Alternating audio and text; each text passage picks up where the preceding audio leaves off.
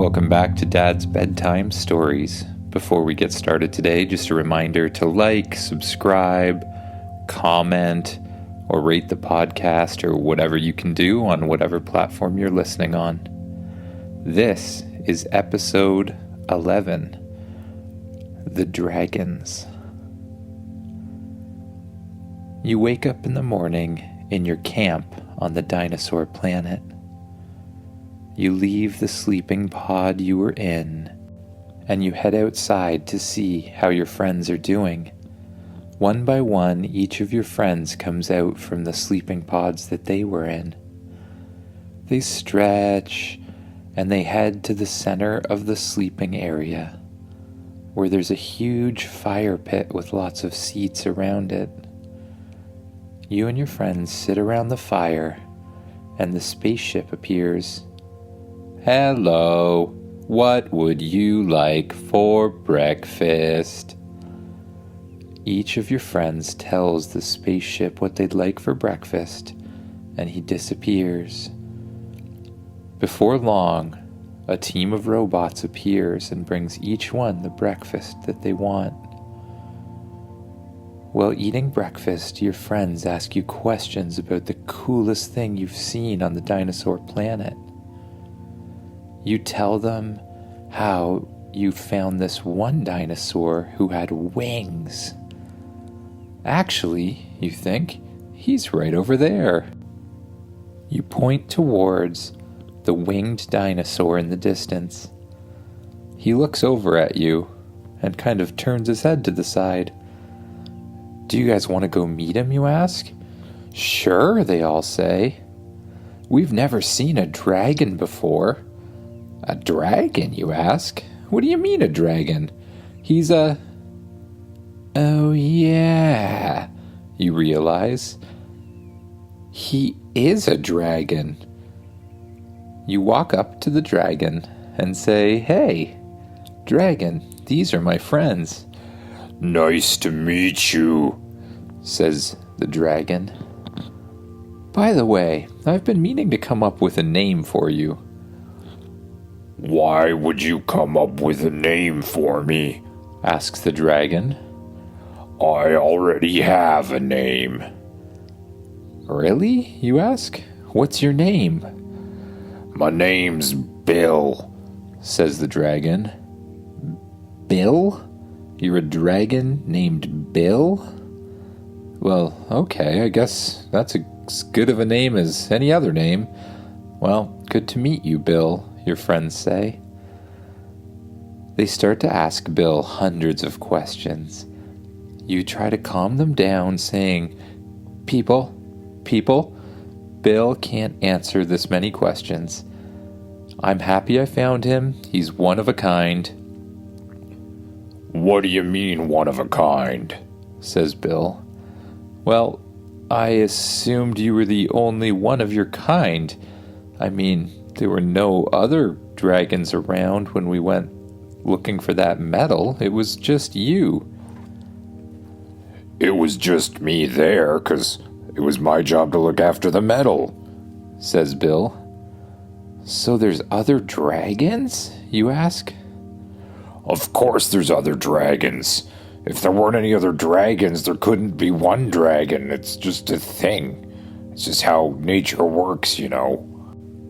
"How many other dragons are there?" you ask. I don't know, like a lot of dragons. There's my family, there's other families.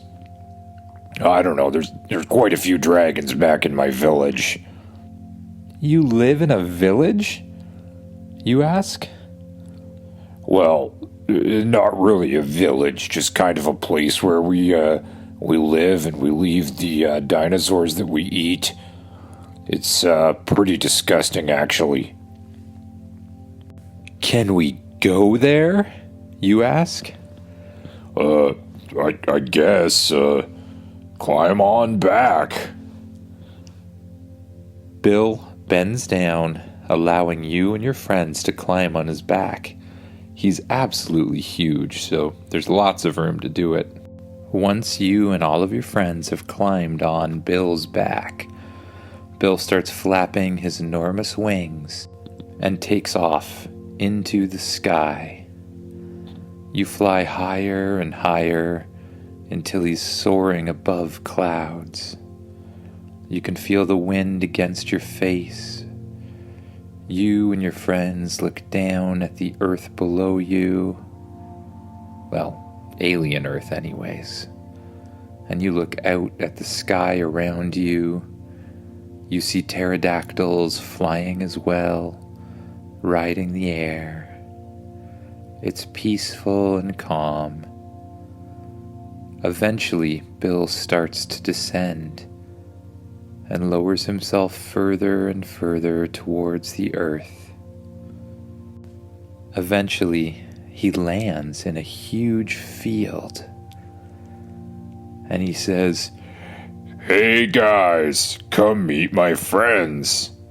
Suddenly, out of the bushes run several different dragons, about 10 of them. They start to look at you as if you look very tasty. They lick their lips and they start chomping their jaws together. "Oh, I forgot something," says Bill. "Well, before you put that collar on me, well, now that I think of it, I was kinda angry all the time and really just wanted to eat people." You were angry all the time and you wanted to eat people?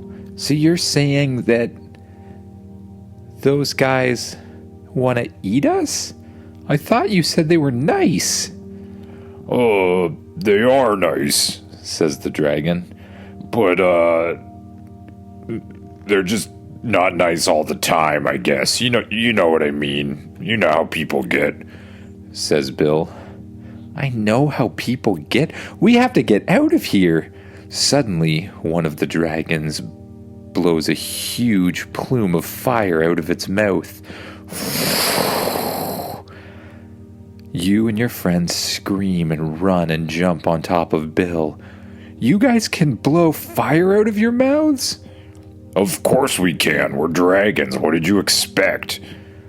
I don't know what to expect from dragons. I've never met a dragon before. Well, expect fire, I guess. What else can I say? You and your friends, now on top of the dragon, start to fly up into the air. But the other dragons start to follow you.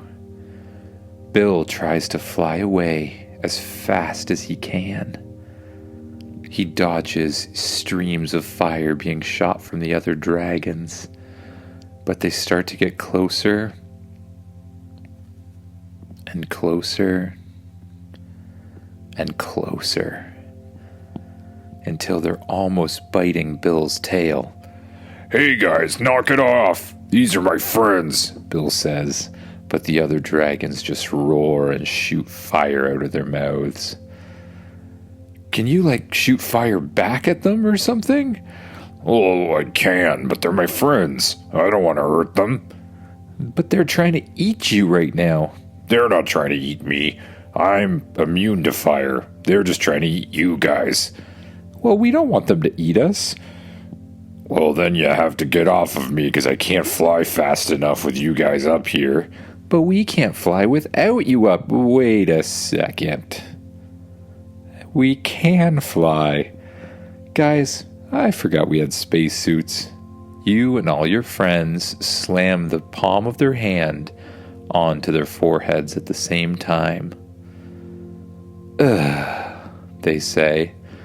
Each of them presses the button on their watch, and a spacesuit starts to fold out over their arms, and their body, and their legs, and their head, until you and all of your friends are covered in metallic armor.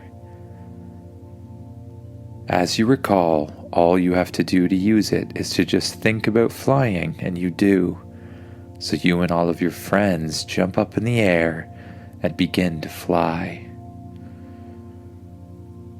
Without you on his back, Bill starts to fly faster and faster, and you and your friends head straight back towards the camp. On the way there, You radio Spaceship. Spaceship, you say. We're on our way back to the camp. We're gonna need some of those control collars that you have. But I am out of control collars, says the spaceship. I will start printing more. How long will that take, you ask Spaceship. It should take 1 hour. We don't have an hour. We're on the way there being followed by some bloodthirsty, fire-breathing dragons. That's not good, says Spaceship. No, it's not good. What are we going to do about it? I suggest not bringing dragons with you. That's not a good suggestion, you say. We have no choice at this point. Let me think about it. When you arrive at the camp with the energy shield, Bill says, Oh, I'm sure glad we're here. I really like that meat that replicator thing makes me. The meat, you say. Let's just replicate a bunch of meat and feed it to them. Then maybe they'll eat that instead of us. Spaceship, make as much replicated meat as you can. Making meat now. Spaceship, yes. Why is it that you can make replicated meat really quickly, but not collars? I don't know, says the spaceship. Oh well, I'll think about this later, you say. You race down towards the replicator, and when you get there, you all pick up a piece of food and throw it out in front of you. When the dragons smell the food, they immediately forget about you, fly down to the ground, and start chomping away on the food. Before long, they all look over at you, and you look at them, and they say, Oh, hey Bill, how are you? Good, says Bill. Sorry about that, trying to eat your friends thing there. We sometimes get a little hangry, as I call it, hungry and angry at the same time, but this food that you guys gave us, this stuff's really good. Do you have any more of this stuff? I could eat it all day. Well, you say, we have a lot more of it, as much as you want, actually, on one condition. Oh, what's that? I need you guys to become our dragons. What do you mean you're dragons? Like you own us? No, you say. It would be like a partnership, like we'd ride you, you'd fly us places, we'd solve crime, go on adventures, normal dragon ridery sort of things, you explain to the dragons. Okay, that sounds alright to us, right everyone? All of the dragons look at each other, nod, and they agree. That sounds like a pretty good deal. Free food forever, and all they have to do is go on fun adventures with children. After agreeing, you meet the different dragons, and each of your friends picks one of them to be their dragon. Each is a different color. Some are shiny, some are dull, some are blue, red, brown, black, and one even kind of shines a silvery kind of color. After talking to them for a while, the dragons start to get a little bit sleepy. One by one, they yawn and lay down on the grass and fall asleep. You and your friends decide that it might be about time to do the same. You head back to your sleeping pods.